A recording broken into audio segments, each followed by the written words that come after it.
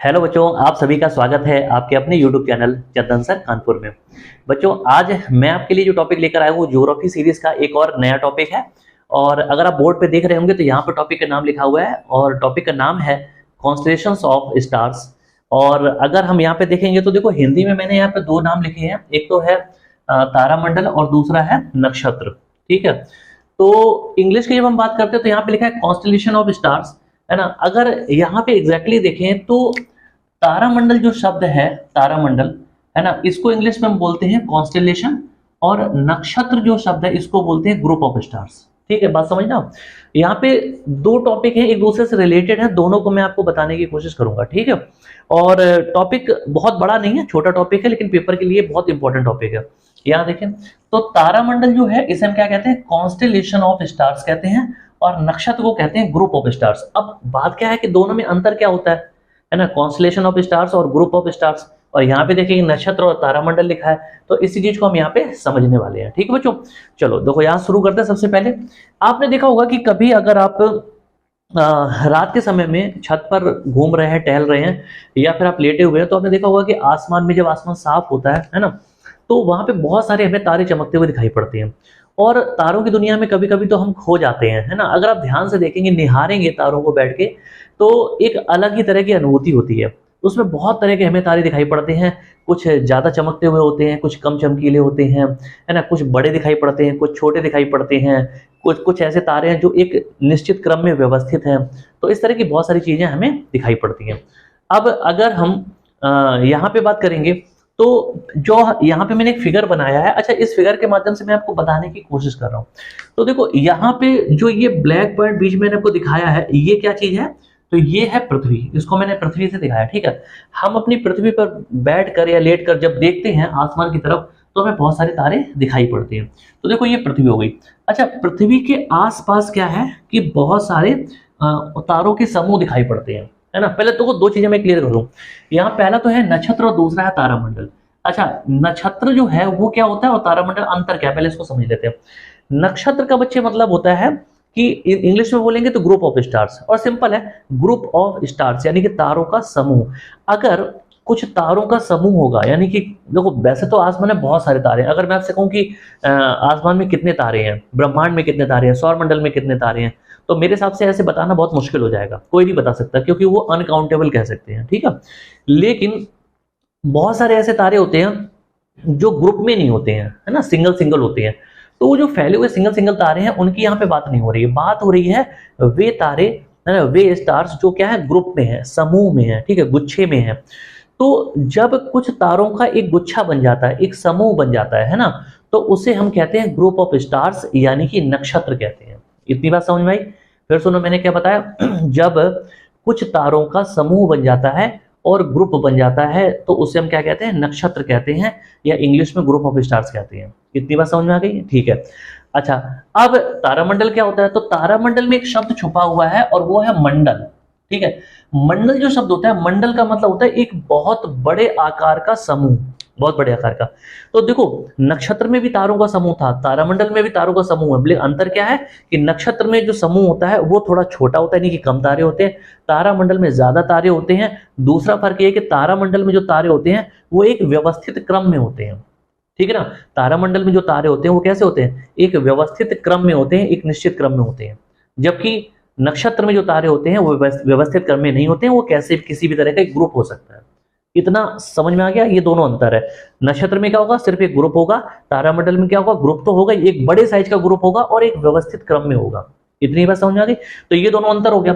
अच्छा, अब क्या है कि अगर हम नक्षत्रों की बात करेंगे तो इनकी संख्या कितनी है, 27 है। ठीक है, और तारामंडल जो है उनकी संख्या कितनी है, 89 यानी कि 89 है। ठीक है, कुछ आंकड़ों में 88 भी दिया होता है, लेकिन जो अपडेटेड आंकड़े हैं उसके हिसाब से 89 यानी कि 89 क्या है, तारामंडल है, और नक्षत्रों की संख्या कितनी है, 27 है। इतनी बात समझ आ गई?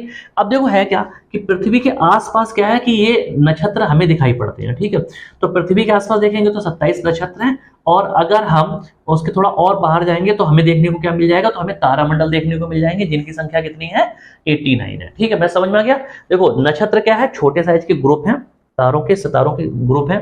ठीक है, और तारामंडल में क्या है कि बड़े ग्रुप हैं और साथ साथ व्यवस्थित क्रम में है, एक सीक्वेंस में। इतनी बात समझा कि अच्छा, अब इस रिलेटेड कुछ और क्वेश्चन है, वो क्या है कि देखो, जैसे अगर हम नक्षत्रों की बात करेंगे तो नक्षत्र में क्या होता है कि आपको पता है कि जो चंद्रमा है, अच्छा आपने देखो जो ज्योतिष लोग होते हैं, है ना, तो ज्योतिष लोग होते हैं जो है, तो वो लोग क्या करते हैं, एस्ट्रोलॉजर होते हैं ना, तो वो लोग क्या करते हैं, कई बार ग्रह नक्षत्रों की बात करते हैं, बोले तुम्हारे ग्रह नक्षत्र सही नहीं चल रहे हैं, ऐसा चल रहा है वैसा चल रहा है ना।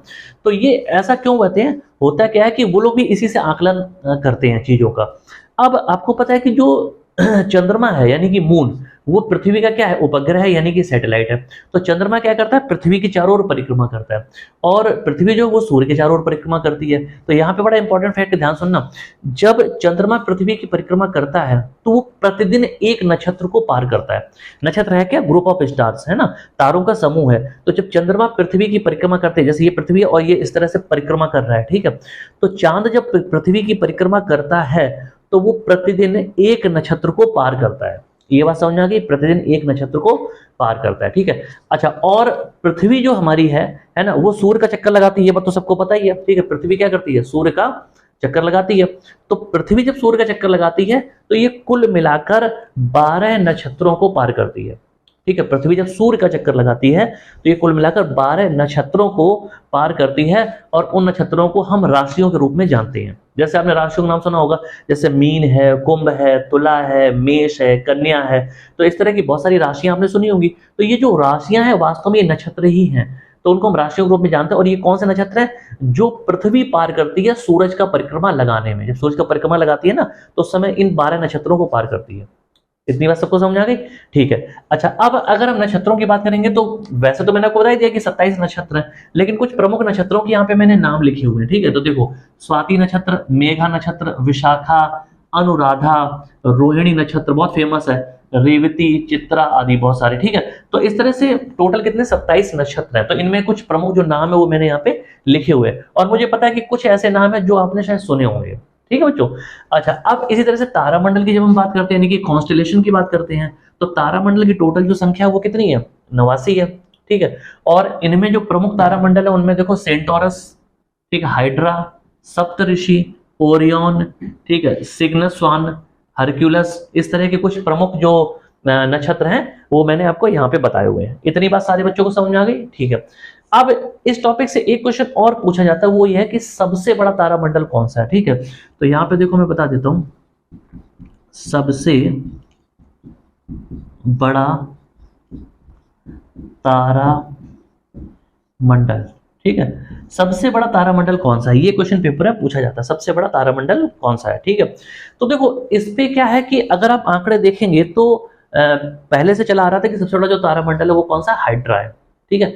लेकिन जो नए आंकड़े, अपडेटेड आंकड़े, अगर आप ध्यान से देखोगे तो सबसे बड़ा जो तारामंडल है उसका बच्चे नाम है सेंटोरस, ठीक है। सबसे बड़ा जो तारामंडल है वो कौन सा है, वो है सेंटोरस। क्यों है, क्योंकि इसमें 94 तारे पाए जाते हैं, ठीक है। सेंटोरस में जो तारों की संख्या वो कितनी है, 94 है। ये बात समझ आ गई। अच्छा, इसीलिए क्योंकि हाइड्रा में कम है ना। हाइड्रा में अगर हम तारों की संख्या की बात करेंगे, यहाँ पे मैं लिख देता हूँ, क्योंकि मैंने सेंटोरस लिखा है, तो अगर मैं यहाँ पे हाइड्रा लिखूंगा, हाइड्रा, ठीक है, तो हाइड्रा में जो तारों की संख्या है वो बच्चे कितनी है, वो है 68, ठीक है। अच्छा, कुछ आंकड़ों में ऐसा माना जाता था, पहले माना जाता था कि हाइड्रा सबसे बड़ा क्या है, तारामंडल है ना, तो हाइड्रा सबसे बड़ा माना जाता था, तो उसमें 68 क्या थे, स्टार्स थे, तारे थे, है ना। लेकिन अभी अगर आप देखेंगे तो सबसे बड़ा जो तारामंडल उसका नाम क्या है, सेंटोरस है, और उसमें 94 यानी कि 94 तारे पाए जाते हैं, ठीक है। तो ये पेपर में क्वेश्चन और पूछे जाते हैं क्योंकि ये प्रमुख है। तो ये जो टॉपिक है, छोटा सा टॉपिक था, इसमें इतने सारे क्वेश्चन पूछे जाते हैं। मुझे उम्मीद है कि अगर आपने इतना ध्यान से पढ़ लिया तो इससे बाहर क्वेश्चन नहीं आएंगे, ठीक है बच्चों। तो ध्यान रखें, और क्लास कैसी लग रही है बिल्कुल कमेंट करके बताएं, क्योंकि अब मैं इस सीरीज में आपको देख रहे होंगे डेली कोई ना कोई बढ़िया से बढ़िया टॉपिक लेके आ रहा हूँ। और सबसे मेन चीज ये है कि मैं बिल्कुल सीक्वेंस से आपको पढ़ा रहा हूँ, क्रम से। अगर आज तक आपने ज्योग्राफी नहीं पढ़ी है तो कोई दिक्कत नहीं, आपको पूरी पूरी ज्योग्राफी पढ़ने को मिल जाएगी, ठीक है बच्चों। तो जुड़े रहें इसी तरह से हमारे साथ, आपके अपने यूट्यूब चैनल चंदन सर कानपुर के साथ। नमस्कार दोस्तों, जय हिंद।